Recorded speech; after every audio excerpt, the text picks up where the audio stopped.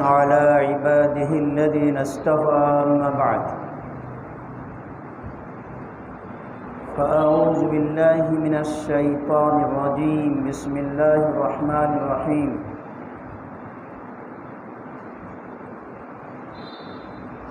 قل إن كنتم تحبون الله فاتبعوني يحببكم الله ويغفر لكم ذنوبكم وقال رسول الله صلى الله عليه وسلم عليكم بقيام الليل فإنه دأب الصالحين قبلكم وقربة إلى الله تعالى ومنهاة عن الإثم وتكفير للسيئات ومطهرة عن الداء للجسد رواه الترمذي وقال النبي عليه الصلاة والسلام المرء على دين خليله فلينظر أحدكم من يخالل हज़रत उलमा इकराम मुरब्बियान निज़ाम नूरे शर्फ আমার আজিজ তালাবা যেহেতু এখানে আপনাদের সাথে মাদ্রাসার তালিবে ইলমরাও বসছে এই জন্য আপনাদের সামনে আমি বিশেষভাবে 4টা বিষয় আলোচনা করব তার মধ্যে 3টা সকলের জন্য আর একটা শুধু তালিবে ইলমদের জন্য কোরআন কারীমের যে আয়াতখানা তেলাওয়াত করেছি এই আয়াত আমাদের কানে বহুবার পড়েছে পড়ে থাকে আর সামনেতে আমাদের কানে পড়বে শুনবে মোহতারাম দোস্তার বুজুর্গ ইলমে দ্বীন সকলের জন্যই অনেক প্রয়োজন কত প্রয়োজন তা ভাষা নাই যে কত প্রয়োজন এক কথায় যে পরিমাণে ইলম থাকলে আল্লাহ পাকের আহকাম যত সে করণীয় সমস্ত করণীয় করে আমল করা যায় আর বর্জনীয় হুকুম থেকে বর্জন করা যায় এই পরিমাণ ইলম শিক্ষা করা জরুরি মোহতরম দোস্তর বুজুর্গ ঈমান যেমন দামি জিনিস একজন মানুষ ঈমানের দ্বারা যত দামি হয় আল্লাহ পাকের কাছ থেকে যত নিয়ামত বান্দা পেয়েছে তার সবথেকে বড় নিয়ামত 1 নম্বর নিয়ামত সেটা হলো ঈমান তো ঈমানের দ্বারা যেমন আল্লাহ পাক একজন তার বান্দাবান্দিকে মর্যাদাবান বানান ঠিক অনুরূপভাবে ইলমে নবুয়াত দ্বারাও ইলম দ্বারাও একজন বান্দা বান্দিকে আল্লাহ পাক ওইরকম মর্যাদার অধিকারী করেন যে কারণে কোরআনে কারীমের মধ্যে আল্লাহ ফরমান ইয়ারফাইল্লাহুল্লাযীনা আমানু মিনকুম ওয়াল্লাযীনা উতুল ইলমা দারাজাত আর ইলম এত বড় গুরুত্বপূর্ণ জিনিস যার কারণে আল্লাহ পাক এই ইলম দান করেছিলেন তার প্রিয় হাবিব মুহাম্মদ রাসূলুল্লাহ সাল্লাল্লাহু আলাইহি ওয়াসাল্লামকে কিয়ামত পর্যন্ত যত মানুষ আসবে তার মধ্যে যারা ইলম আমলের অধিকারী হবেন তাদেরকে বানিয়ে গেছেন নবীজি তার ওয়ারিস এজন্য ইলমটা এত গুরুত্বপূর্ণ এটা এত দামি জিনিস আর দামি জিনিস রাখা হয় দামি পাত্রে দামি জিনিস পরিষ্কার পরিচ্ছন্ন জায়গায় ময়লা জায়গাকে ফেলে না একটা শিশির মধ্যে আতর রাখতে হলে শিশিটাকে খুব ভালো করে পরিষ্কার করে তারপর রাখে এই কারণে আল্লাহ পাক গুনাহগারকে ইলম আমলের তৌফিক দেয় না আমার কথা কি ভালো বোঝা যাচ্ছে ইলমে নবুয়াত ইলমে শরিয়াত ইলমের জ্ঞান কোরআন হাদিসের জ্ঞান আল্লাহ পাক যাকে তাকে দেন না ইলম আর আমল ওই ব্যক্তিকে দেন যার দিলটা গুনাহমুক্ত যদি গুণামুক্ত না হয় তো এলেমের সাথে আমল থাকে না, ওই এলেমে বরকত থাকে না, এলেম আস্তে আস্তে ভুলে যায়। ইমামে শাফি রহমাতুল্লাহ আলাইহি কত বড় ব্যক্তিত্ব। ইমামে বুখারীর উস্তাদের উস্তাদ ইমামে শাফি, তিনি লেখাপড়া জীবনে লেখাপড়া করেন তো অনেক সময় ভুলে যায়, যে কারণে তার উস্তাদ ওকি ইবনুল জাররাহ, যারা দাওরা হাদিস পড়ে তারা হাদিসের কিতাবের মধ্যে জায়গায় জায়গায় হাদ্দাসানা ওকি ইবনুল জাররাহ আসবে। তো ইনি হলেন ইমামে আবু হানিফার ছাত্র, ইমামে শাফির উস্তাদ। তো ইমামে ওকি রহমাতুল্লাহ দরবারে ইমামে শাফি যান আর অভিযোগ করেন, হুজুর আমি পড়িতা ভুলে যাই। তিনি আমাকে উপদেশ দিলেন, বাবা তুমি গুনাহ ছেড়ে দাও। শাকাউতু ইলা ওকি উনসু আহবজি ফাউসানি ইলা তারকিল মাসি। আমি আমার উস্তাদ ওকির কাছে অভিযোগ করলাম, হুজুর ভুলে যাই পড়ি। তো তিনি উপদেশ দিলেন, তুমি গুনাহ ছেড়ে দাও, গুনাহ ছেড়ে দিবা, যা পড়বা মনে থাকবে। ফাইনাল ইলমা নূরুম মিন ইলাহি ওয়া নূরুল্লাহি লা ইউতা লিআসি। কারণ ইলম হলো একটা নূর, দামি জিনিস। এই দামি জিনিস অন্ধকার ময়লা এখানে রাখা হয় না, গুনাহগারকে দেওয়া হয় না। গুনাহগারের দিল অন্ধকার, গুনাহগারের দিল ময়লাযুক্ত, গুনার ময়লা। তো এলেম অর্জন করতে একদম গুণ থাকবে কি, গুনাহমুক্ত জীবন। এলেম হাসিল করার জন্য কি লাগবে, গুনাহমুক্ত। এটা আমাদের জন্য দরকার। যারা তালেব ইলম শুধু তারাই গুনাহতে বাঁচবে তা না, প্রত্যেকটি মোমেন মোমেনা গুনাহতে বেশি থাকে। কত পার্সেন্ট? 100%, শতভাগ গুনাহতে বেশি থাকবে। তবে গুনাহ থেকে বাঁচতে গেলে নিজে নিজে অনেক সময় সব গুনাহতে বাঁচা যায় না, নিজে নিজে চিকিৎসা হয় না। আমার শরীরে ময়লার, কিসের ময়লা? রোগের ময়লা হয়। মাথার সমস্যা নাই, কানের সমস্যা নাই, চোখের সমস্যা নাই, গলার সমস্যা নাই, হাড়ের সমস্যা নাই, কিডনির সমস্যা, স্কিনের সমস্যা, কত সমস্যা। এগুলি আমি নিজে নিজেই চিকিৎসা পাই না। এর জন্য আমাকে শারীরিক ডাক্তারের শরণাপন্ন হতে হয়, তাহলে আমার শরীরটা সুস্থ হয়, শরীরটা সুস্থ হয়। তো ঠিক অনুরূপভাবে আমার দিলটাও ময়লাযুক্ত হয়ে যায়, আমার দিলটা অন্ধকার হয়ে যায়। এটারও কি চিকিৎসা করতে হবে? রুহানি রোগের কারণে আমার আত্মা রূপ এটা কি হয়ে যায়, দুর্বল হয়ে যায়, রোগী হয়ে যায়। এই রোগ থেকে চিকিৎসা পাইতে গেলে রুহানি ডাক্তারের প্রয়োজন। এই জন্যে সাহাবে কেরাম সর্বশ্রেষ্ঠ ডাক্তার, তাদের আত্মা রোগের চিকিৎসার জন্য কোথায় গেছিলেন?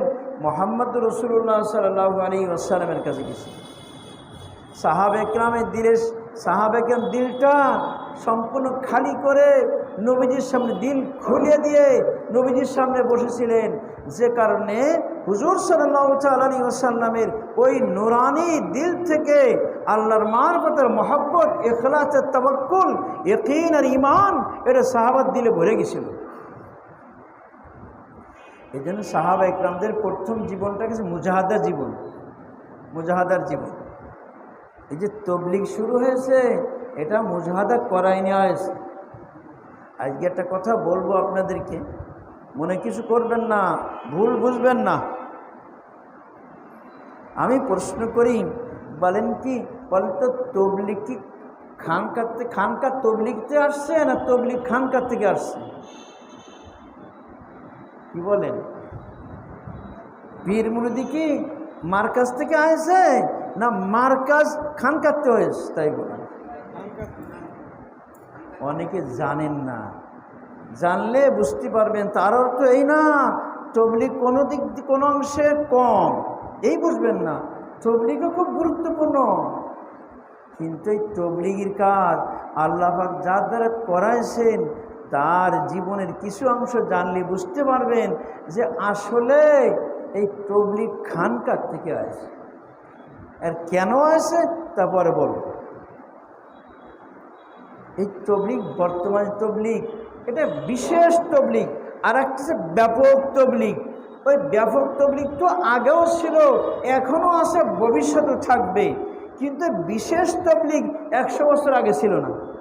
এই বিশেষ তবলিগ কার থেকে শুরু হয়েছে? হযরতে ইলিয়াস রহমাতুল্লাহ থেকে শুরু হয়েছে। বিশেষ পদ্ধতিতে 6 নম্বর এর পরামর্শ, এর উসুল, এগুলি সব কার থেকে? হযরত ইলিয়াস দিলে আল্লাহ পাক ঢালছিলেন, সেখান থেকে আছে। ইলিয়াস রহমাতুল্লাহ আলাইহি যখন ওনার বয়স 11 বছর, ওনার আব্বাজানের নাম মাওলানা ইসমাইল রহমাতুল্লাহ আলাইহি। মাওলানা ইসমাইল অনেক বড় বুজুর্গ ছিলেন।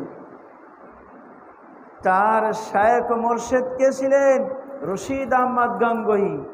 ইলিয়াস রহমাতুল্লাহ আব্বাজানের, ইসমাইল সাহেবের পীর আর মুর্শিদ কে ছিলেন? রশিদ আহমদ গাঙ্গুহি। তারই কিতাব পড়ে দেখেন, দ্বীনি দাওয়াত। হযরত ইলিয়াস রহমাতুল্লাহকে দ্বীনি দাওয়াত এরকম বড়, ওনার খলিফা লিখছেন। ইলিয়াস রহমাতুল্লাহ খলিফা আবুল হাসান আলী নদভী রহমাতুল্লাহ লিখছেন, যেমন তেমন ব্যক্তি লেখেন নাই।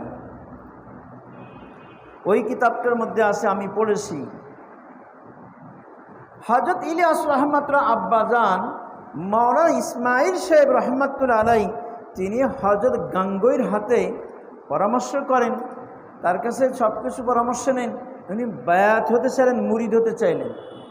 তো হযরতে রশিদ আহমদ গাঙ্গুহি বললেন, তোমার বায়াত হওয়া লাগবে না, যে জন্যই মানুষ বায়াত হয় এটা তুমি হাসিল করে ফেলেছো।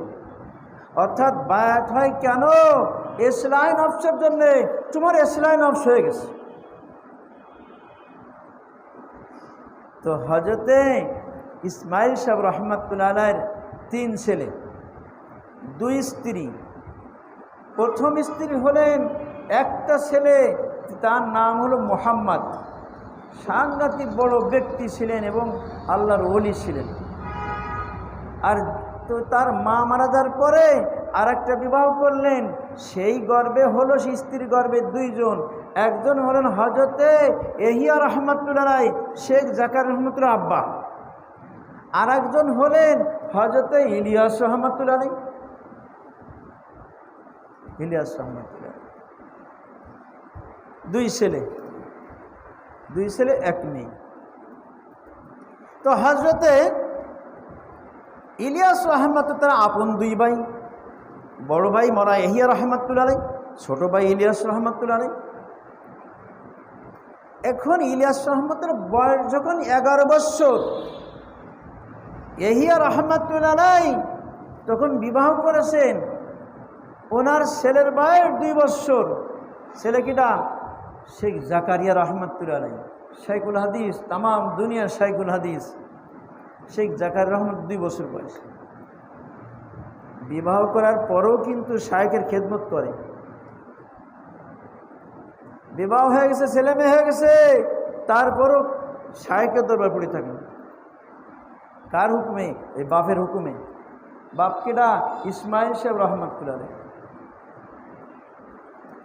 এখন তার নজির আছে। দারুল উলুম দেওবন্দের প্রধান মুফতি মাহমুদ হাসান গাঙ্গুহি, শুধু দারুল উলুম দেওবন্দ না, সারা দুনিয়ার বড় মুফতি। আল্লাহ আমাকে তার দেখার তৌফিক দিয়েছে যে মানুষ কত বড় হয়, আলেম কত বড় হয়। এটা আনোয়ার শাহ কাশ্মীরিকে দেখি নাই, তো তার মতো একজন ব্যক্তিকে দেখার তৌফিক দিয়েছেন। তিনি হলেন মুফতি মাহমুদ হাসান গাঙ্গুহি। উনি যে অত বড়, ওনার কাছে আমরা বুখারীর 3টে হাদিসও পড়েছি।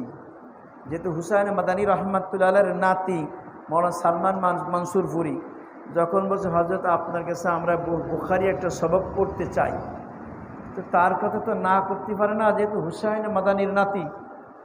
সে যখন দাবি করেছে তো সেখান তো আর না করতে পারেন। উনি আসলেন, বুখারীর সবক পড়াইলেন, একদিন 3টা হাদিস পড়াইছিল। তো হযরত মুফতি মাহমুদ হোসেন গাঙ্গুই রহমাতুল্লাহ আলাইহি এক জায়গায় একটা প্রশ্নের উত্তর দিচ্ছেন, যে প্রশ্ন সম্পর্কে নিয়ে, যে মাসআলা সম্পর্কে একটা কিতাবে রেফারেন্স আসছে। তো আনোয়ার শাহ কাশ্মীরি রহমতুল্লাহ বলেন এরকম কোনো কিতাব ছাপানো হয় নাই।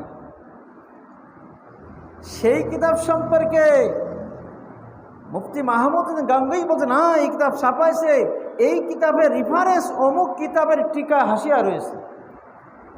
তখন বুঝলাম, ইয়া আল্লাহ, মুফতি মাহমুদ গাঙ্গুই তো কম না, আনোয়ার শাহ কাশ্মীরি এত পড়েছেন, তো উনি তো কম পড়েন নাই। উনি কেমন স্মৃতিশক্তির অধিকারী ছিলেন, বলে যে বছর কাফিয়া পড়তেছে ও সরেদাই পড়ায় গেছে, ক্লাস 1 পড়ি 2 পড়ায় গেছে। একবার অল্প বয়স হযরত মাদানী রহমাতুল্লাহ খানকায় গেছে, হুসাইন আহমদ মাদানী রহমাতুল্লাহ। তো সেখানে আসছেন রশিদ আহমদ গাঙ্গুইর এক মুরিদ। হযরত গাঙ্গুই ইন্তেকালের পরে হুসাইন আহমদ মাদানী রহমাতুল্লাহর কাছে তিনি বায়াত হয়েছেন। তো ওখানে আসছেন মুফতি মাহমুদ হোসেন গাঙ্গুই, ওনার কিতাবে আমি পড়েছি। তো বলতেছেন, क्या पढ़ते हो, কি পড়ো? বলে কাফিয়া পড়তা হো। কাফিয়া পড়ি। क्या तकरार करते हो, मुताला करते हो? तकरार বলে আমাদের কই মাদ্রাসায় ক্লাসে উস্তাদিরা পড়ায়, ওইটা আবার ছাত্র গোলে ওই ছাত্র পড়াপড়ি করে, যে ভালো ক্লাসে সেই পড়ে, আবার সবাই শোনে, আরেকবার শুনি তাদেরও মুখস্থ হয়ে যায়, ইয়াদ হয়ে যায়, অবুঝ থাকলেই বুঝ এসে যায়, এই তাকরার বলে। তো বলতেছে, তুমি তো মাদ্রাসায় পড়ো কাফিয়া, আরবি 4 ক্লাস, তো এই কিতাব যে পড়ো, তুমি ক্লাসে যাওয়ার আগে তুমি কি পড়বা ওইটা পড়ে যেতে হয়। উস্তাদের কাছে আমি আজ কি সবক পড়বো সেটা আগে নিজে নিজে পড়ে যেতে হয়।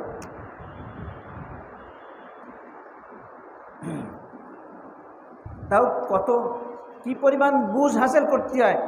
ওই আজকে হয়তো কালকে 8 নম্বর পৃষ্ঠা পড়েছি, আজকে উস্তাদের কাছে 9 নম্বর পৃষ্ঠা পড়বো, তো ওই 9 নম্বর পৃষ্ঠা আমাকে ভালো করে পড়ে বুঝে যেতে হবে, 12 আনা বুঝতে হবে, আর 4 আনা অবুঝ থাকবে, ওইটা হুজুর বুঝাই দেবে, একে বলে মুতালা। আর সব ছাত্রদের নিয়ে পড়া এটা তাকরার। তো বলে क्या तकरार करते हो, तकरार করো তো ক্লাসে ছাত্রদের নিয়ে, क्या मुताला करते हो, আগামীকাল কি পড়বা সেটিকে দেখে শুনে যাও। উনি বলতেছেন, आइंदा साल क्या पढ़ो वो भी पढ़ चुका हो। বলে আগামী বছর কি পড়বো তাও পড়া হয়ে গেছে আমার নিজে নিজে। অর্থাৎ ক্লাস 2তে পড়ি, ক্লাস 3-র বই সব মুখস্থ। কি ব্রেন শক্তি ওনার ছিল আল্লাহ! এই কারণে যখন কোনো বাতিলের সাথে বাহাস করতে যাইতেন, ওরা ভয়ে থরথর করে কাঁপতেন। যেমন তার আরবি গ্রামারের জ্ঞান ছিল, ওইরকম অলঙ্কার শাস্ত্রের, ওইরকম বা ফিকা, ওইরকম হাদিস, ওই তফসির, তাজবিদ, যত প্রকার এলেম আছে সব ওনার মুখস্থ। এই জন্য যে যে লাইনের আয়সে বাহাস করতে তারা ওই লাইনে আটকাই ফেলতেন, এমন আটকাইতেন ওর সামনে সত্যি পারত না। একবার আটকাইছেন এক লামাজাবিরে, তাও কি যেমন তেমন ব্যক্তি না, যিনি তিরমিজি শরীফের আরবি ব্যাখ্যা গ্রন্থ লেখছে তুহফাতুল আহওয়াজি, নাম করা কিতাব। কিন্তু তিরমিজি পড়াইতে গেলে এই কিতাবটা উস্তাদের দেখে যায়, যদিও লামাজাবের লেখা এই সারা ব্যাখ্যা গ্রন্থ, হাদিসের ব্যাখ্যা গ্রন্থ, তিরমিজি শরীফের ব্যাখ্যা গ্রন্থ তুহফাতুল আহওয়াজি মোবারকপুরীর লেখা। এই মোবারকপুরি একবার ছাত্র জীবনে মুফতি মাহমুদ গাঙ্গুই রহমাতুল্লাহ আলাইহি আমার উস্তাদ শোনাইছেন। উনি যখন কানপুরে হাদিস পড়ান, তো ওনার তো মনে হয় হাদিস কম জানি না, এরকম একটা ভিতরে গরম ভাব নিয়ে মুফতি মাহমুদ গাঙ্গুইর ওই ক্লাসে বসছেন। এখন হঠাৎ প্রশ্ন করছে, প্রশ্ন করে বুঝতে পারছে প্রশ্ন ধরন দ্বারা এ কোন তরিকার লোক। বলছে যে হাদিসের মধ্যে বুখারীর মধ্যে আসে লা সালাতা ইল্লা বিফাতিহাতিল কিতাব, সূরা ফাতিহা নামাজ হবে না। বলছে ভাই কौन है, কে? বলছে আমি। আচ্ছা, যখন এই হাদিস মধ্যে আসছে কেরাতের ব্যাপারে প্রশ্ন করবে, যে হাদিসে আসছে সূরা ফাতিহা নামাজ হবে না। মুফতি মাহমুদ গাঙ্গুহি বলতেছেন ভাই ये कौन सी आयत है, এটা কোন আয়াত, কোন সূরার কত নম্বর আয়াত এটা? अरे ये आयत नहीं है, ये हदीस है। अच्छा, ये हदीस मुतावातिर है। सर्वोच्च हादिसेर नाम की हदीस मुतावातिर, एटी हदीस मुतावातिर? बोले नहीं। अच्छा, तो फिर हदीस मशहूर है? तब पर नंबर हदीस? बोले ना, हदीस मशहूर ना। तो क्या ये हदीस अजीज है? तर पर सीरियल? बोले ना, हदीस अजीज ना। क्या है भाई? खबर वाहिद। अच्छा, खबर वाहिद, खबर वाहिद से वजूब का सबूत मिलता है। खबर वाहिद हदीस द्वारा कोनो चीज वाजिब हाँ को फरज प्रमाण है। एबार आटकाइतेছেন कायदा करे। अच्छा भाई, तो फिर हदीस में है मान काना लहू किरातुन फकिरातुल इमाम लहू किरातुन, এটা সহিহ হাদিস বললে তো এটাও একটা সহিহ হাদিস। যার ইমাম আছে ইমামের কিরাত তার কিরাত, এটা কি হবে? হাদিসের মধ্যে আছে মান আদরা রুকু ফাকাত আদরাকা রাকা, যে রুকু পাইলে রাকাত পাইল। তো এইভাবে যে আরও হাদিসরা বলে এমনভাবে পেশায় ফেলেছে, এখন বলতেছে আপ তো মুঝে চারু তরফ সে ঘেরে লিয়া। কে বলতেছে? ওই তিরমিজি ব্যাখ্যা করুন তো তোহফাতুল আহওয়াদিল লিখি বলছে আপনি তো আমার চারিপাশে ঘিরে ফেলেছেন। তো বলছে ভাই मैं निकालने की रास्ता भी बतला दूंगा। চারিপাশে আমি ঘিরে ফেলেছি, ওই বের হওয়ার রাস্তাও বলে দিবানি, সমস্যা নেই। তো উনি তো ওই ধরনের মানুষ ছিলেন মুফতি মাহমুদ গাঙ্গুহি। একবার বাইতুল্লাহ কে জানি বলেছে, সৌদির গ্রান্ড মুফতি অন্ধ মুফতি বিন বাজ, যে হিন্দুস্তানে তো একজন আলেম আছে, ওনারা তো কিয়াসের পরে আমল করে, হাদিসের পরে আমল খুব কম করে, ভুল বুঝাইছে। এখন মুফতি সাহেবের কাছে আসছে, বলছে যে আমি শুনছি আপনি নাকি বড় আলেম মুফতি, তো যেখানে সহিহ হাদিস না পান আমি বলব। তো হজরতে মুফতি সাহেব তখন সঙ্গে সঙ্গে মশলাটা বলে ফেলে, আমার কাছে খেয়াল নাই, সম্ভবত নখ কাটাবে কি একটা সম্পর্কে, এই ব্যাপারে আপনারা একটা সহিহ হাদিস দেন। এখন বিন বাজ সহিহ হাদিস খুঁজে পাচ্ছে না, তো চলে যাচ্ছে। ভাই কেউ যা রে হো, আল মোমেন ইজ এ ওয়াদা ওয়াফা। মোমেন কাকে বলে? যে ওয়াদা করে ওয়াফা পুরা করে। আপনি ওয়াদা করেছেন, ওয়াদা পুরা করেন, রাগ করে চলে গেলেন। তো মুফতি মাহমুদ গাঙ্গুহি তো সব মুখস্থ, কোনটা জয়ীব কোনটা শহীদ কোন যা ওটা জানা আছে, ফট করে বেলে ফেল এটে দাও। তো আলেম কত বড় হয় দেখছি ওনাকে। এই জন্য মহতারাম দোস্তর বুজুর্গানে দিয়ে এই মুফতি মাহমুদ গাঙ্গুহির কথা আসলো। ওনার একজন খাদেম ছিল, ওনার খাদেম ছিল মৌলানা ইব্রাহিম সাহেব, সাউথ আফ্রিকায় বাড়ি। তো ওনার আব্বা কোটিপতি। ওনার আব্বা বললেন, ইব্রাহিম তুমি হজরতে খেদমত করবা, যাও দেওবন্দে যাও, ফ্যামিলি সহ তোমার ছেলে মেয়ে নিয়ে চলে যাও, যত খরচ তোমার আমি দেব। হজরত যতদিন জীবিত আছে তার খেদমত করবা। আমরা তখন দেওবন্দে পড়ি। তো হজরতে মৌলানা ইব্রাহিম সাহেব তার ফ্যামিলি সহ দারুল দেওবন্দের ওই মেহমানখানায় থাকেন। মেহমানখানা এরকম জামাত ধরে গেলে তার জন্য আলাদা কামরা, ফ্যামিলি সহ গেলে আলাদা কামরা, একা গেলে আলাদা কামরা, সেরকম সিস্টেম করা মেহমানখানা, অনেক বড় মেহমানখানা। ওখানে আপনি থাকবেন 3 দিন, কিছুই বলা লাগবে, ওখানে শুধু গেলেই হলো 3 দিন থাকবেন, মেহমান ফিরি খাবেন, থাকবেন। আরও বেশি থাকতে চাইলে বলতে হবে যে আমরা আরও কয়দিন থাকব। তো মেহমানখানায় তো মুফতি মাহমুদ গাঙ্গুহির খাদেম মৌলানা ইব্রাহিম সাহেব সপরিবারে ওই মেহমানখানা একটা কামরা আলাদা তাদেরকে দিয়ে দেওয়া হয়েছিল, ওখানে থাকতেন ছেলে মেয়ের স্ত্রী সহ।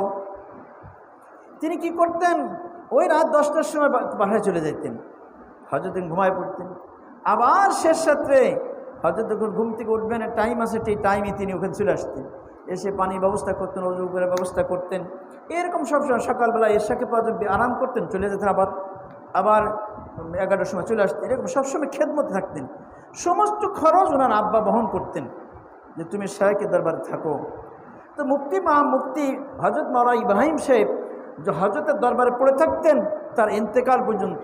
এমনকি আল্লাহ পাকের খেদমতের ওসিলায় মুফতি মাহমুদ হোসেন গাঙ্গুহির কবরটা তার বাড়িতে সাউথ আফ্রিকায়, যেহেতু সাউথ আফ্রিকা গেছিলেন হজরত, ওখানে ইন্তেকাল হয়ে গেছে। ওনার একটাই মেয়ে বলল, আব্বাকে ওনাকে আনার দরকার নাই, সুন্নতের খেলাফ, ওই যেখানে ইন্তেকাল করছে ওখানেই দাফন করো। আব্বা বাড়িতে আসলাম, দেখলি কি অনেক নেকি পাবা নে, অতএব সুন্নাত যেটা ওইটাই করো, ওখানেই দাফন করো।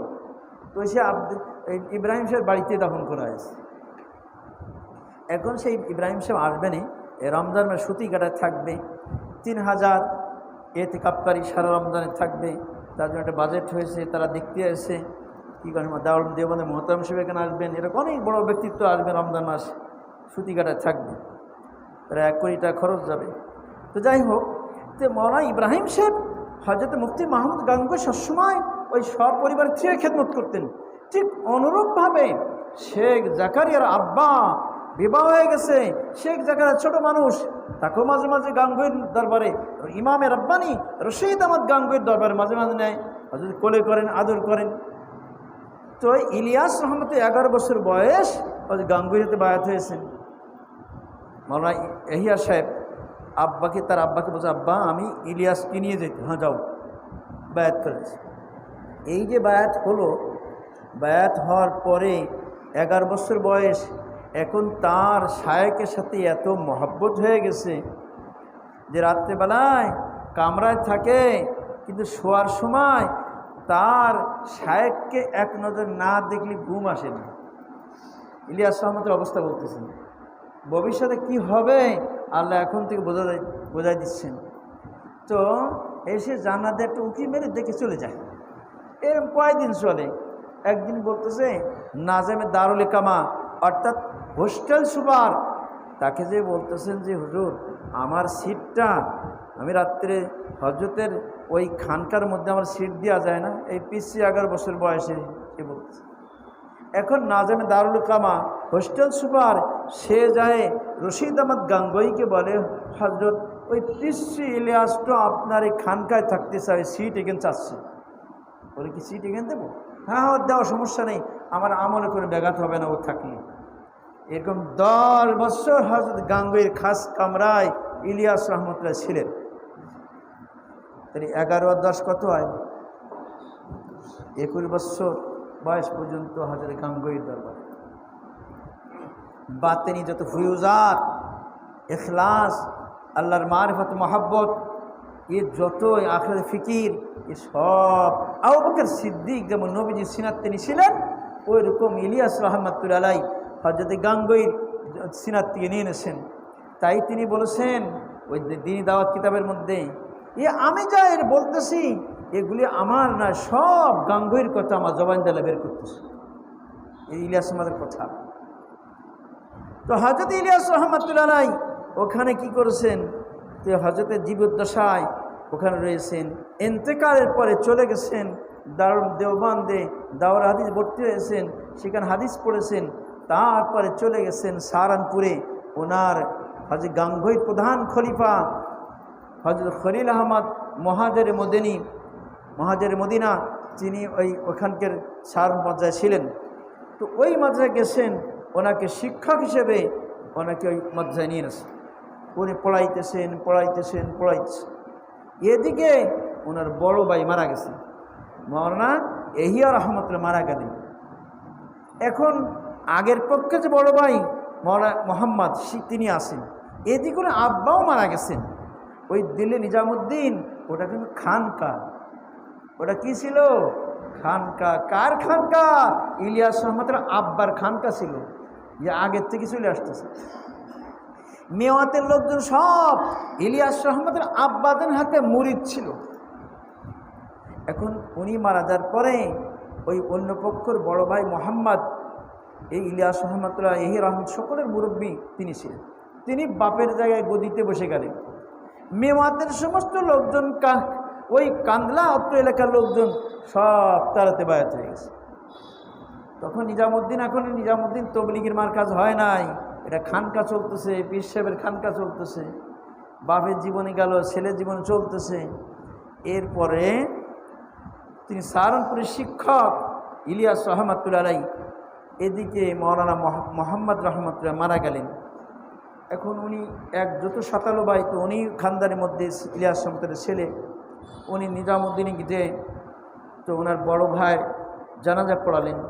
তারপরে ওই মেওয়াত থেকে যারা আসছিল অত্র জায়গায় সবাই জোর দাবি জানাইলো যে আপনার বাপের জায়গা আপনার বড় ভাই ছিল, আপনার বড় ভাই চলে গেল, এই জায়গা আপনার বসতে হবে, পীর মুরিদি করতে হবে। এমন ধরল উনি বলছে ঠিক আছে, আমি ওখান থেকে সাহারানপুর থেকে আমি রিজাইন দিয়ে চলে আসবো। তো সাহারানপুরে এসে মাদ্রাসায় এসে ওনার রুহানি মুরব্বী হজরত গাঙ্গুহির পরে খলিল আহমদ সাহারানপুরি ওনাকে বলেন, হজরত আমাকে তো দিল্লি যাওয়া লাগবে, ও তো ছাড়তেছে না, তো আমি তাহলে ইস্তেফা দিয়ে যাই, রিজাইন দিয়ে যাই। বলে না, রিজাইন দিও না, তুমি একবার ছুটি নিয়ে যাও, যদি তুমি ওখানে সামাল দিতে পারো তো থাকবা, না সামাল দিতে পারো চলে আসবা, আর তুমি রিজাইন দিয়ে যাও পরে আসতে পারবো না। তো এটাই গেল ওটাও গেল, এই জন্যে তুমি আগে যাও, 1 বছর ছুটি নিয়ে যাও আমার কাছ থেকে। মাঝেতে 1 বছর ছুটি নিয়ে গেলেন নিজামুদ্দিন। যখন নিজামুদ্দিন গেছেন, মেওয়াতের সব খবর হয়ে গেছে যে আমাদের পীর সাহেবের সেই গদিতে তার হজরতে ইসমাইল সাহেবের ছোট ছেলে মোহাম্মদ ছোট ভাই, তিনি বসে গেছেন, যোগ্য সন্তান, যোগ্য ব্যক্তি, সব এসে ইলিয়াস রহমতের হাতে বায়াত হবে। এবার পীর সাহেবের খানকার কাজ চলতেছে, পীর মুরিদি চলতেছে, চলতে চলতে চিন্তা করতেছেন যে যারা মুরিদ তারাই তো দিনের পথে চলতেছে, বাকি লোক তো এ গুরুত্ব দেয় না। তাছাড়া ওই শিশু, বালক, ছেলে মেয়ে, ছোট, এদের শিক্ষার কি হবে? পীর সাহেবের মাথায় ঢুকেছে। তাই তিনি কি করলেন, মেওয়াত এলাকায় প্রায় 200 মাদ্রাসা করলেন। তিনি দাওয়াত কিতাবের মধ্যে পড়ে দেখেন, বরং একদিনে 10টা মাদ্রাসা করলেন। এরকম দেখাইতে পারবেন কি একদিন 10টা মাদ্রাসা করেছে? 10টা মাদ্রাসা প্রতিষ্ঠা করেছে একদিনে। হযরত ইলিয়াস রহমতুল্লাহ বললেন, তোমরা একটু রুজি রোজগার ব্যবস্থা করো, আমি শিক্ষকের ব্যবস্থা করব। এরকম 10টা মাদ্রাসা একদিনে 200 মাদ্রাসা করলেন। তো পীর মুরিদের মধ্যে যারা মুরিদ তারা আমল করে, আর মাদ্রাসায় যারা ওই ছেলেমেয়েরা পড়তেছে এরাই। কিন্তু আর একসে যারা মুরিদ না, এদের কি হবে? তাছাড়া ওদের ফিরিয়ে আনার জন্যে, দিনের পথে আনার জন্য কোন পন্থা অবলম্বন করলে হবে, এইটা চিন্তা করতেছেন। এদিকে হজে চলে গেলেন। এর আগে একটা হজ করেছেন, এবারে দ্বিতীয় হজে যাচ্ছেন। দ্বিতীয় হজে যাচ্ছেন এলাকার লোকের সাথে। এবার যাচ্ছে যে মদিনাতে ফিরিয়ে আসবো না, কারণ এটাও দেখলাম ওটাও দেখলাম, বাকি জিন্দেগি আমার শায়েকের মতন ওই মদিনাতে কাটাবো। খলিল আহমদ সাহারানপুরি মুহাজিরে মদিনা, তার কবর রওজা এখন জান্নাতুল বাকিতে। তো আমার শায়েক মদিনা থেকে আমি মদিনা চলে যাব, আর আসবো না। কিন্তু এই নিয়েতে গেছে। কিন্তু হজের সময় এলাকার লোকজন সবাই ফিরিয়ে আসবে, তো উনি আসবে না, আমি যাব না। তখন এখন তার প্রেশান, আমাদের সাথে আসলো, যার সময় যাবে না। তো খলিল আহমদ সাহারানপুরি তার মুরব্বী, তো মুরব্বীকে যে বলতেছেন, হজরত ওই ইলিয়াস তো বাড়ি যাবে না, আমি কি করব? যাও তোমরা, তারপরে প্রেশার দিও না, ও না যায় থাক, তোমরা চলে যাও। হয় একা একা যাবে, নাই থাকবে, সে তাকে তার নিজের অবস্থা করে ছেড়ে দাও, থাকলো। এদিকে রওজার পাশে যখন যায়, তার নিয়ত হলো আমি রওজার পাশেই থাকবো সবসময়। রওজার থেকে ইশারা পাইতেছেন, হিন্দুস্তান মে যাও, তুমসে কাম লিয়া যায়, হিন্দুস্তানে যাও, তোমাদের কাজ নেওয়া হবে। যেমন আমার পীরে মুর্শিদ রহমাতুল্লাহ আলাই, তার একজন খলিফা মৌলানা আব্দুল হামিদ সাহেব, সেই সাউথ আফ্রিকার সবচেয়ে বড় আলিম, তিনি যখন মদিনাতে এই পিলারের এলান দিয়ে ওদিকে তাকায় নবীজি রওজার দিকে, সালাম পেশ করতে তাকায় রয়েছে, দোয়া পড়তেছে। তো ওখান থেকে আওয়াজ আসতেছে, হাকিম আক্তার কো মেরা সালাম কাহা দেনা, হাকিম আক্তার কো মেরা সালাম কাহা দেনা। করাজি হজরত সম্পর্কে বলতেছেন যে হাকিম আক্তারকে আমার সালাম দিয়ে দিও, সালাম পৌঁছাই দিও। তো আব্দুল হামিদ সাহেব বলতেছেন, আপনার লেখা আমার কাছে আছে, কাগজটা ফটোস্টেট করে নিলাম। তো বলছে আমি তেমন গুরুত্ব দিলাম না, কি শুনলাম না শুনলাম। পরের দিন আবার যখন ওখানে দাঁড়িয়ে আমি রাউদের পাশে আসি, আজকে আওয়াজ আসছে স্পষ্ট, হাকিম আক্তার কো জরুর মেরা সালাম কাহা দেনা, হাকিম আক্তার কো জরুর মেরা সালাম কাহা দেনা। তখন তিনি ওখান থেকে করাছি হজরত জানা হজরত এই রওজার থেকে নবীজি আপনাকে সালাম দিয়েছেন। তো মোহতারাম দোস্তার বুজুর্গ, হজরত ইলিয়াস আহমদ তো চাচ্ছে থাকতে, রওজার থেকে বলা হইতেছে হিন্দুস্তান মে যাও তুমসে কাম লিয়া যায়গা, হিন্দুস্তানে যাও তোমাদের কাজ নেওয়া হবে। এই যখন শুনছেন মনটা খারাপ, আইসি তো রওজার পাশে, নবীজির রওজার পাশে থাকবো, আমাকে বলা হিন্দুস্তানে যাইতে, কাজ কি কাজ করবো আমি? উনি খুব দুবলা পাতলা জীর্ণ শীর্ণ ছিলেন, তো মনটা খারাপ। তখন হজরত মাদানী রহমতের বড় ভাই মৌলানা হুসেন মাদানী রহমত বড় ভাই, বড় বুজুর্গ মানুষ, তিনি যখন দেখছেন তার অবস্থা, বলে তুমি মন খারাপ কেন? বলে আমাকে বলা হয়েছে যে হিন্দুস্তানে যাও তোমাদের কাজ নেওয়া হবে, আমি কি কাজ করব?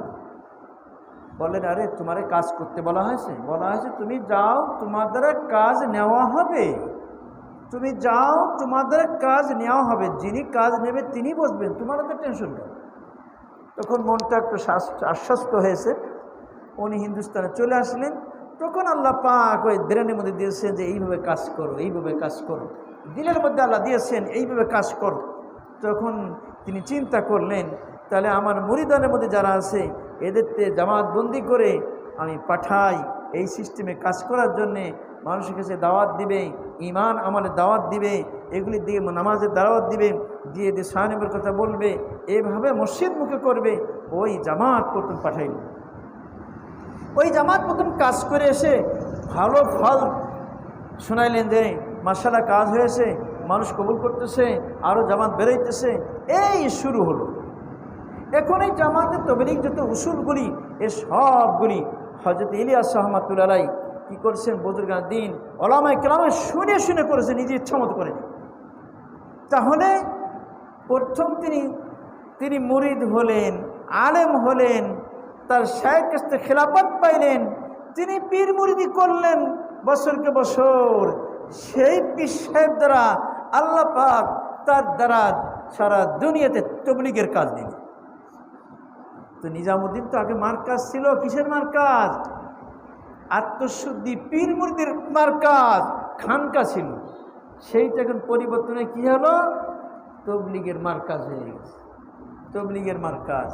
ইতিহাস অনেকে জানে না, তো এই জন্য মেরে মহতাম দোস্তর বুঝবো আল্লাহ এরম করলেন কেন? একজন পীর সাহেব দ্বারা তবলিগের কাজ কেন করাইলেন? তার কারণ হলো যে কোনো দিনের কাজ করতে গেলে 1 নম্বর সলিড, 1 নম্বর মুখলেস লোক হওয়া লাগবে। কথা বুঝতে বোঝাইতে পারছি যে দিনের কোনো কাজ করতে কি লাগবে? ইখলাস লাগবে, নবীর দরদ লাগবে। আর এগুলো ইখলাস ছাড়া, আত্মশুদ্ধি ছাড়া মানুষ এরকম দরদি হয় না, মানুষ এরকম তো গুনাহমুক্ত জীবন হাসিল করতে পারে না, ইখলাস ওরা হতে পারে না। এই জন্যই তো বলেছে এক জামানা সোহবতে বা আউলিয়া বেহতর আসাদ সালা তাআত বেরিয়া। কিছু সময় আল্লাহ ওলিদের দরবারে কাটানো, আল্লাহর ওলির সোহবতে থাকা 100 বছর ইখলাসওয়ালা ইবাদত থেকে বেশি দামি। একজন বলে হুজুর এখানে কবি বেশি বাড়াবাড়ি করে ফেলেছে না? কিছু সময় আল্লাহ ওলির দরবারে থাকলে এর দাম এত বেশি, 100 বছর রিয়ামুক্ত ইখলাসওয়ালা ইবাদত থেকে দাম। বলে এখানে তো কবি আরো কুমায় বলেছে, উচিত ছিল 1 লক্ষ বছর বল দরকার ছিল, এ তো 100 বছর বলেছে, ওরা 1 লাখ বলা দরকার ছিল। গাঙ্গুই রহমতে বলেন ইবাদত বন্দেগী কবুল হয় কিসের কারণে? ইখলাসের কারণে। ইখলাস ছাড়া কোনো আমল কবুল হয়? কোনো আমল কবুল হবে না। আমল কবুল হবে কিসের জন্যে? ইখলাসের জন্যে। কিসের কারণে? ইখলাসের কারণে। সে এখলাস কোথায় পাওয়া যায়? আল্লাহ দিলে পাওয়া যায়। এখলাস তো বাজার বিক্রি হয় না, বাজার কিনতে পাওয়া যায় না। তাহলে তো ধনীরা সব কিনে বসতো, ওরাই এখলাসওয়ালা হতো, আর সবাই এখলাসতে মার হয়ে যেত। তো এখলাস তো বাজার কিনতে পাওয়া যায় না, কোনো কিতাবও থাকে না। এই যে नवाजू से ना किताबों से ना झर से पैदा दिन होता है बुजुर्गों की नज़र से पैदा। আরে দিন এটা টাকা পয়সার দ্বারা হয় না, কিতাবে না, ওয়াজ নসিহতে না, এটা হয় বুজুর্গান দিনের থেকে পাওয়া যায়, তাদের নজরের দ্বারা, তাদের অন্তর্দৃষ্টি দ্বারা, তাদের তাদের ছোবাতে এখলাসে বলার দ্বারা দিন পাওয়া যায়।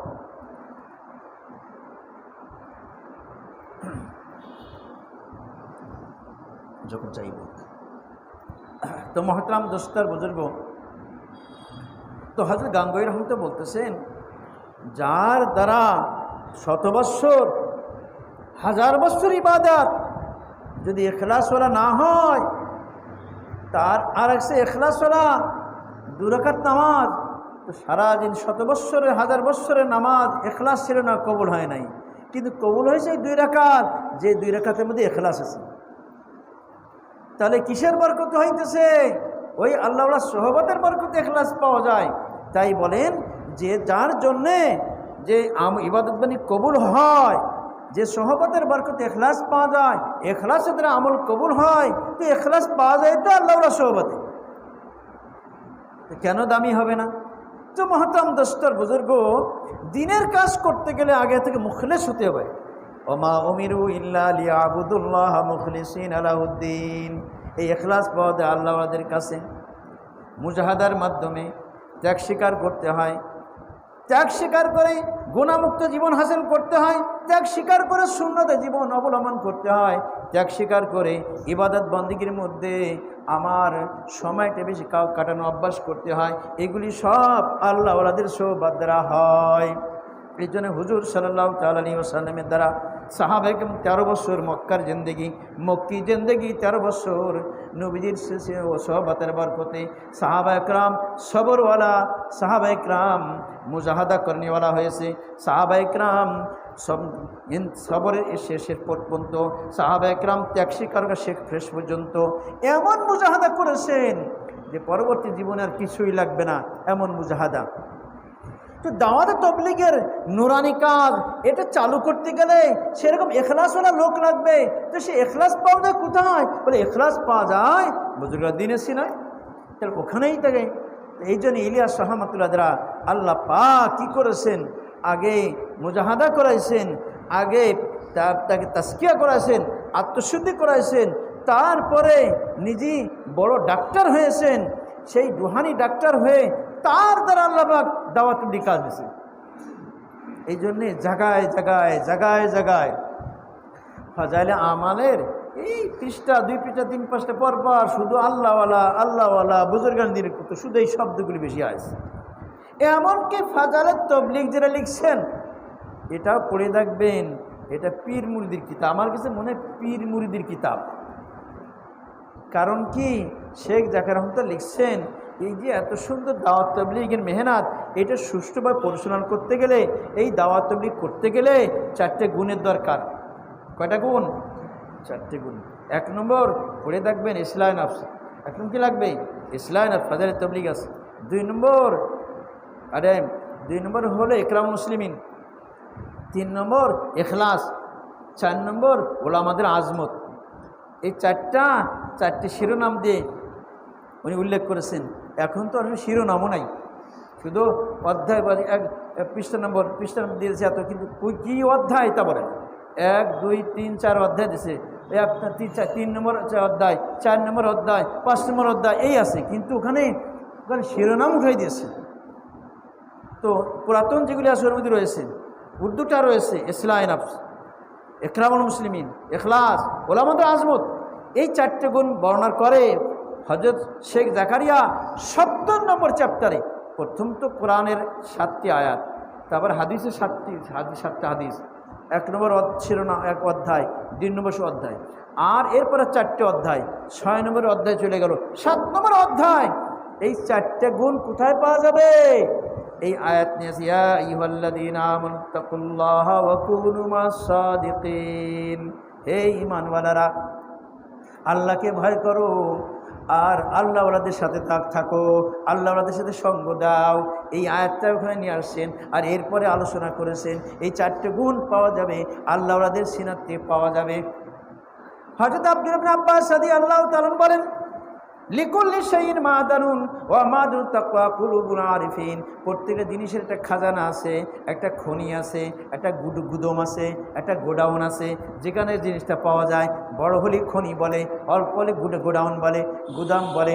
তো বলেন যে প্রত্যেকটা জিনিসটা খনি আছে, ওই খনির মধ্যে ওই জিনিসটা পাওয়া যায়। কয়লার খনিতে কয়লা পাওয়া যায়, পেট্রোল খনিতে পেট্রোল পাওয়া যায়। ওইরকমভাবে মেরে মহতাম দোস্তার বুজুর্গ, সোনার খনিতে সোনা পাওয়া যায়, ওইরকম রূপার খনিতে রূপা পাওয়া যায়, ওইরকম লোহার খনিতে লোহা পাওয়া যায়, এরকম ইস্পাতের খনি ইস্পাত পাওয়া যায়। তো ওইরকমভাবে আল্লাহওয়াদের দিন এটা খনির তুলনা করেছেন যে তাকওয়ার রকম খাজানা আছে, তাকওয়ার খনি আছে, ওই খনির মধ্যে তাকওয়া পাওয়া যায়, ওই খনির মধ্যে ইখলাস পাওয়া যায়, ইখলাসের খনি আছে। এগুলো কোথায় আছে? বলে লিকুল্লি শাইইন মাদানুন ওয়া মাদুন তাকওয়া কুলুবুল আরিফিন, প্রত্যেক জিনিসের খনি আছে। আর তাকওয়ার খনি হলো আল্লাহওয়ালাদের দিল, দিলের মধ্যে থাকে। তো মহতারাম দোস্তার বুজুর্গ, তবলিগ এত বড় কাজ নিয়ে আসেন ওই খানকার থেকে, কারণ খানকাওয়ালা নিজের নফসের ইসলাহ করেছে। সাহাবা একরাম যেমন সকলেই কি ছিলেন? আল্লাহর ওলি ছিলেন। সাহাবা একরাম কোন ফাসেক ছিলেন? কোন সাহাবী ফাসেক ছিলেন? বরং সমস্ত আল্লাহর ওলিদের উপরে ছিলেন, সমস্ত আল্লাহর ওলিদের উপরে। তো এই সাহাবা একরাম সকলে ইখলাস হাসিল করেছিলেন, আমার নবীজির সিনা থেকে হাসিল করেছিলেন। ইখলাসওয়ালা বানাইতে গেলে সোহবতের মাধ্যমে পাওয়া যায়, আল্লাহওয়াদের সান্নিধ্যে পাওয়া যায়। এই কারণে হাজী ইলিয়াস রহমাতুল্লাহকে ছোটোবেলায় তার শায়েখের সান্নিধ্যে নিয়ে তাকে ভালো করে যাচাই বাছাই করে ভালো করে মুজাহাদার মাধ্যমে গুনাহমুক্ত জীবন হাসিল করেছেন। চোখের হেফাজত করেছে, কানের হেফাজত করেছে, জবানের হেফাজত করেছে, হাতের হেফাজত করেছে, এরকম দিলের হেফাজত করেছে, পরে পায়ের হেফাজত করেছে।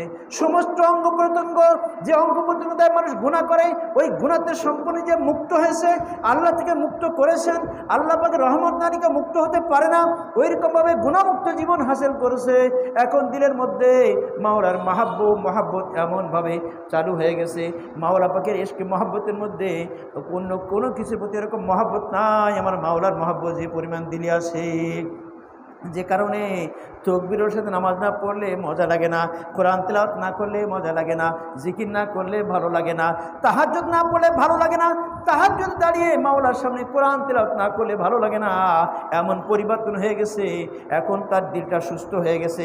আগে রুগী ছিল, গুনাহমূর্তি দেখতে মনে চাইতো, বেগানা নারীর দিকে তাকাইতে মনে চাইতো, ওরকম চোখের গুনাহ করতো। এখন সব ত্যাগ করেছে, মাওলা পাকের ভয় দিলের মধ্যে চলে আসছে। এখন তার একটা ধ্যান, আরাম বিআন্নাল্লাহ ইয়ারা, সে কি জানে না তার মাওলা তাকে দেখতেছে, মাওলা পাকে তাদের তাকায় রয়েছে। আমার মাওলা কেমন তাকায় রয়েছে?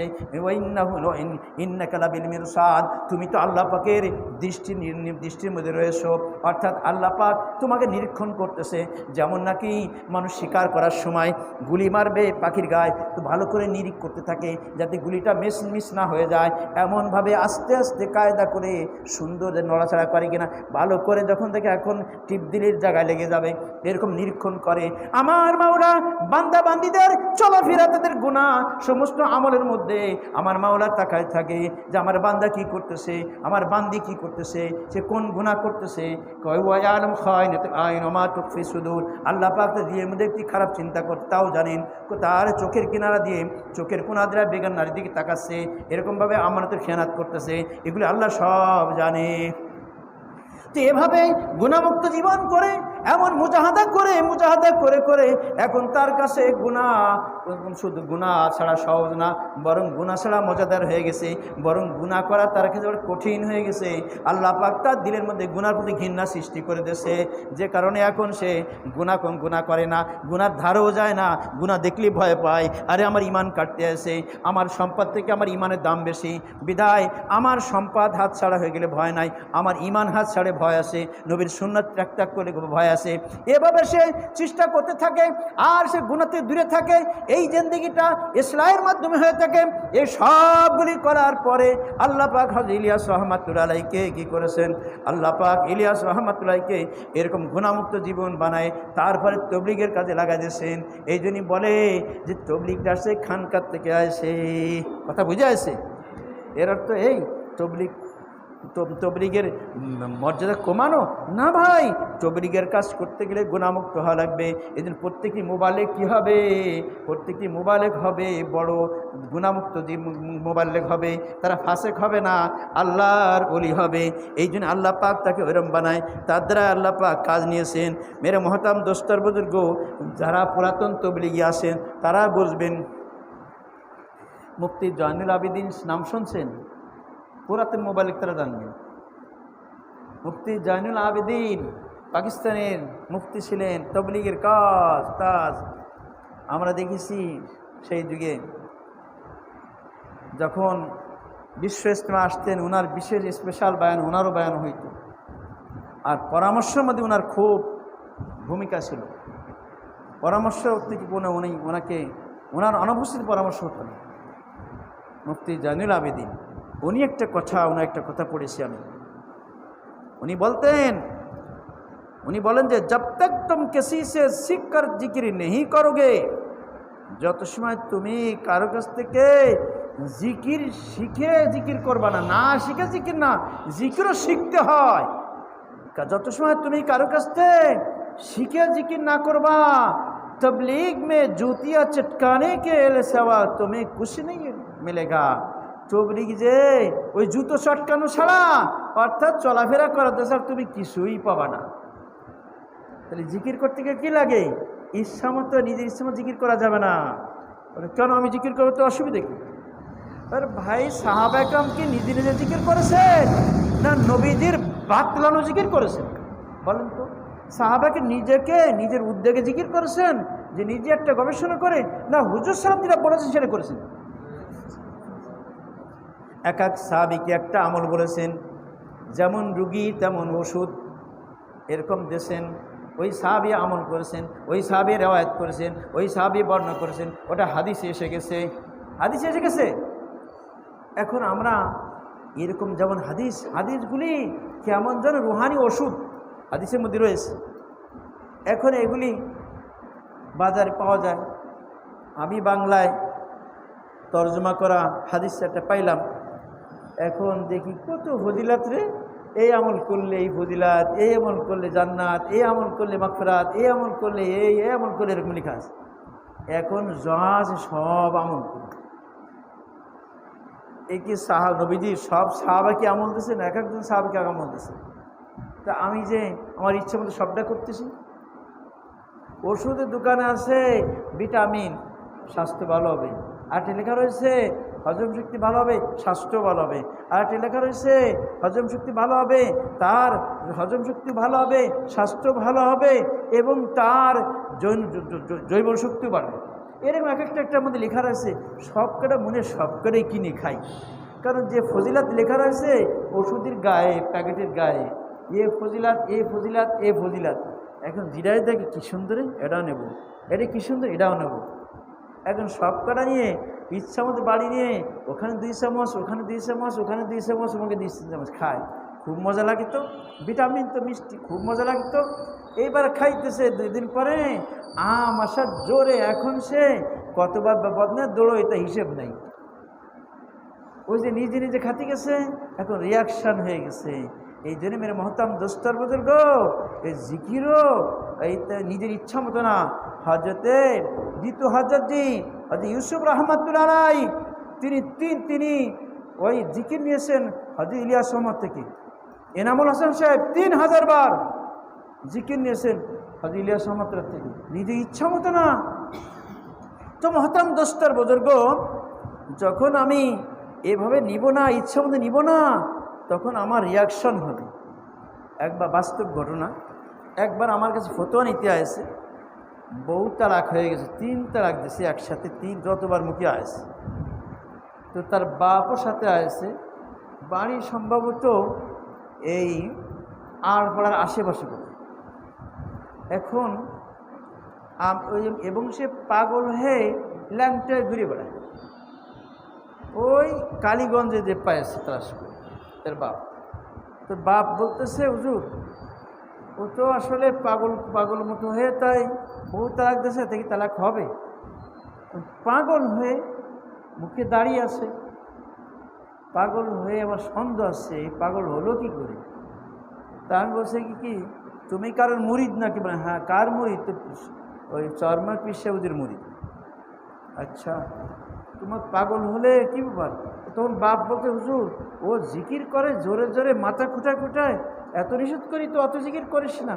ও শোনে না, আগে একবার পাগল হইলো, এটা চিকিৎসা দেওয়ার আবার পাগল হয়েছে। তখন জিজ্ঞাসা করতেছে, আচ্ছা তোমার পীর সাহেবের কয়বার তো জিকির দিছে? কয় হাজার বার? তো বলছো যে সবক অনুযায়ী তুমি কতবার করো? আমি এত হাজার বার করি। কেন? তোমার পীর সাহেব তো দেয় না, তুমি এত করো কেন? বলে মজা লাগে তাই। তো মজা লাগে বলে যে আমি ভিটামিন ওষুধ যদি 2 চামচ বলেছে ডাক্তার, আমি যদি 10 চামচ খাই খুব মজা লাগবে, তো আমাশা হবেই হবে।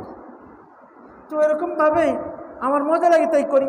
আরে মজা লাগে বলতে তো মাথার শূন্যতা এসে যাচ্ছে, এই শূন্যতার কারণে আস্তে আস্তে ঘুম হয় না, ঘুম পড়ে না, সব বলতেছে এখন।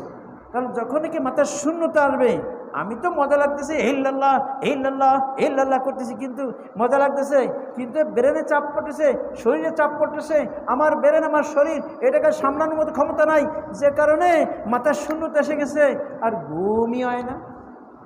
সারা রাত কেটে যায়, ঘুম হয় না, তাকাতেই ঘুমায় না।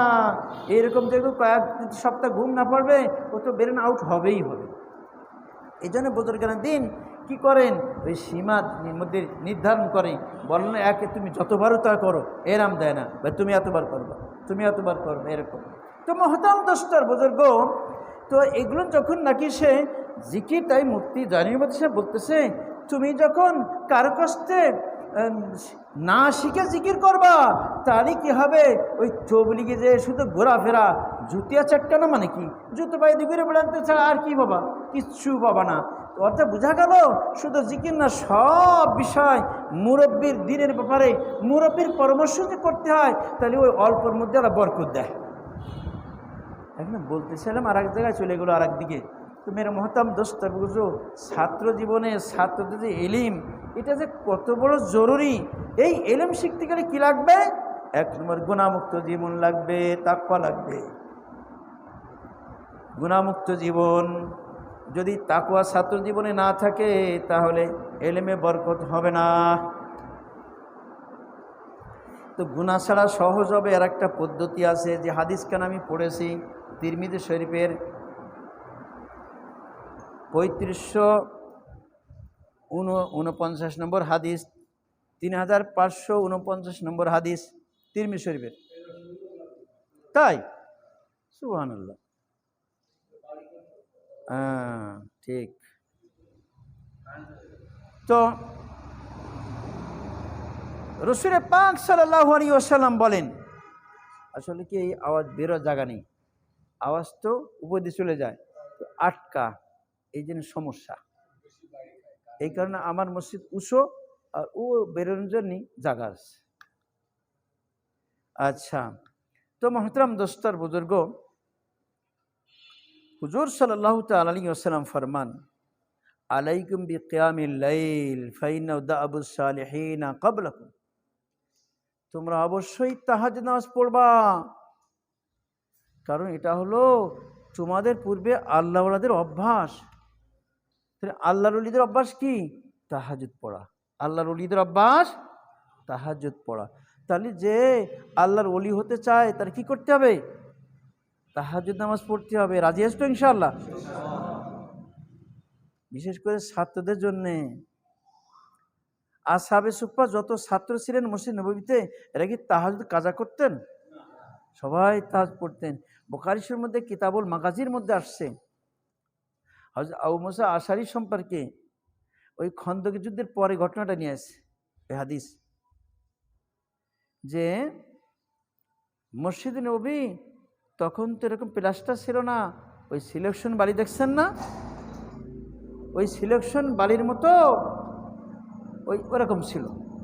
উপরে ছাউনি নাই, ওই প্রথম 2 কাতের মতন কোনোরকম ছাউনি, আর ওই শেষের মাঝখানে ফাঁকা, বৃষ্টি বাদল, সূর্যের তাপ, রৌদ্র সব পড়ে, বাড়ির মতো গরম হয়ে যায়, কষ্ট হয়।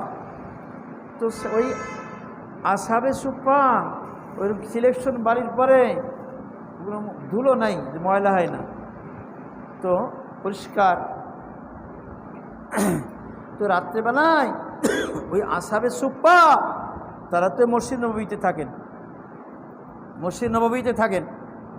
আর কে কোথায় থাকে বোঝা যায় না। তবে আশারি, আবু মুসা আশারি রাদিয়াল্লাহু তাআলা আনহু, এনার খানদানে, ওনার কওম, ওনাদের বংশের ব্যাপারটা কি ছিল, যে ওদের গলার মধ্যে আল্লাহ পাক বিশেষ একটা সুন্দর শ্রুতি মধুর আওয়াজ দিছিলেন। ওদের ওই এলাকার সব গলার আওয়াজ সুন্দর, বিশেষ করে আবু মুসা আশারির কওম। তো নবীজি বলতেছেন, এই আবু মুসা আশারি ওর কওমের লোক মসজিদের কোন কোনায় আছে, রাত্রেবেলায় কোরআন তেলাওয়াতের আওয়াজ দিয়ে আমি বুঝতে পারি। সেই জামানাতে এরকম বাল্ব ছিল না, কোনো লাইটের ব্যবস্থা ছিল না, কোনো আলোর ব্যবস্থা ছিল না, অন্ধকার। তবে অন্ধকার হলে কি হবে, নবীজি বলেন, আমি জানি না দিনের বেলা তারা কোন দল কোন জায়গায় থাকে, কোন জামাত কোন জায়গায় থাকে। কাকরাইলে গেলে দেখেন না, এই জামাত যশোরের, ওই জামাত খুলনার, এরকম সব জামাত সব মসজিদ ভরা থাকে না, তো এক এক জায়গায় জামাত থাকে। তো আবু মুসা আশারি রাদিয়াল্লাহু তাআলা আনহুর কওমের লোকজন মসজিদের এক কোনায় কোন পাশে থাকে এটা নবীজি জানেন না। তবে রাত্রেবেলা যখন ওরা নামাজ পড়ে, কোরআন তেলাওয়াত, কি শ্রুতিমধুর কোরআন তেলাওয়াত, ওই কোরআন তেলাওয়াতের আওয়াজ শুনে নবীজি বুঝতে পারে ওরা ওই মসজিদের ওই পশ্চিম দক্ষিণ কোনায় আছে, ওরা ওখানে থাকে, রাতে তাহাজ্জুদ পড়তেছে। হুজুর সাল্লাল্লাহু তাআলা আলাইহি ওয়াসাল্লাম একদিন কোরআন তেলাওয়াত দাঁড়ায় শুনতেছেন, পরে ফজর নামাজ পরে বলছে যে আমি তোমার কোরআন তেলাওয়াত শুনতেছিলাম। বলে, ইয়া রাসূলুল্লাহ, আমি যদি জানতাম আরো সুন্দর তেলাওয়াত করতাম। তো নবীজি কিছু বললেন না, কারণ উস্তাদের মন জয় করার জন্য যে ভালো করে পড়ে, এটা ইখলাসের পরিপন্থী না। তো হুজুর সাল্লাল্লাহু আলাইহি ওয়াসাল্লাম বলতেছেন, আশারি কওমের লোকজন মসজিদের কোন কোনায় থাকে, রাত্রেবেলায় কোরআন তেলাওয়াতে শুনে বুঝতে পারি যে ওরা ওই কোনায় অবস্থা, অন্ধকার তো ওই কোনায় ওরা আছে। কারণ সাহাবা কেরামের আমল ছিল রাত্রেবেলায় তাহাজ্জুদে কোরআন তেলাওয়াত করা, এটা খুব মজার ছিল। তো মহতরম দোস্তর বুজুর্গ, তো হুজুর সাল্লাল্লাহু তাআলা আলাইহি ওয়াসাল্লাম তার সাহাবায়ে কেরাম মসজিদ নববীতে সব তাহাজ্জুদ গুজার। কোরআনে বলতেছে, কানু কালিলাম মিনাল লাইলি মা ইয়াহজাউন। এই সাহাবায়ে কেরাম এমন, নবীর সাহাবারা এরকমভাবে, এমন তাদের গুণ সিফাত যে তারা রাত্রেবেলায় কম ঘুমায়। তা কী করে? নামাজ পড়ে, জিকির করে, তিলাওয়াত করে, গুনাহগারি কান্নাকাটি করে। আল্লাহ নিজেই বলতেছেন, এই সন্দেহের কোনো অবকাশ নাই, সন্দেহ করার সুযোগ নাই। কানু কালিলাম মিনাল লাইলি মা ইয়াহজাউন। সাহাবে কেরাম তারা রাত্রিবেলায় কম ঘুমায়। অবিলাসারি হুম ইস্তাগফিরুন, শেষ সাথে আল্লাহর কাছে মাফ চায়, ইস্তিগফার করে, গুনাহতে মাফ চায়। এটা সাহাবে কেরামের নিদর্শন। তাহলে নবীজির হাদিস দ্বারা আল্লাহর কথা কোরআনে আয়াতে মিলে গেল যে সাহাবে কেরাম রাত্রিবেলায় তাহাজ্জুদ পড়তেন। এই জন্য আল্লাহ নবী বলতেছেন, তোমাদের আগে আল্লাহ ওনাদের অভ্যাস রাত্রেবেলায় তাহাজ্জুদ পড়া। তাহলে আল্লাহওয়ালা হতে গেলে তাহাজ্জুদের বিকল্প নাই। আর যারা তাহাজ্জুদ পড়ে ইখলাসওয়ালা হয়ে যায়, কারণ তাহাজ্জুদ পড়তে গেলে তো নিহায়াত আল্লাহর মহব্বত ছাড়া তৃপ্তি পারে না। যার দিলের মধ্যে আল্লাহর মহব্বত আছে, তার মনে আছে আমি আজকে তাহাজ্জুদ পড়ব। এই তাহাজ্জুদ পড়ার যে অনুপ্রেরণা, আগ্রহ, এটা ভালো নেককার ব্যক্তি, যাদের ইখলাস আছে, যারা আল্লাহর মহব্বত চায়, এরাই ছাড়া কিন্তু তাহাজ্জুদ খুব কম পড়ে। তাই এই জন্য বলতেছে যে তাহাজ্জুদ নামাজ পড়লে ইখলাসওয়ালা হয়ে যায়। আর উস্তাদরা যদি তাহাজ্জুদ পড়ে সকল মিল মহব্বত হয়ে যায়। আর ছাত্রদের মধ্যে তাহাজ্জুদ পড়ে তাদের মধ্যে দুশ্মনী থাকে না, শত্রুতা থাকে না, একে অপর প্রতি সাহাবাদের মধ্যে মহব্বত হয়, দুনিয়ার মহব্বত না। যা এলেমের জন্য উপকার হয় সেই মহব্বত হয়। তো এই ইখলাস আসে এই তাহাজ্জুদ দ্বারা।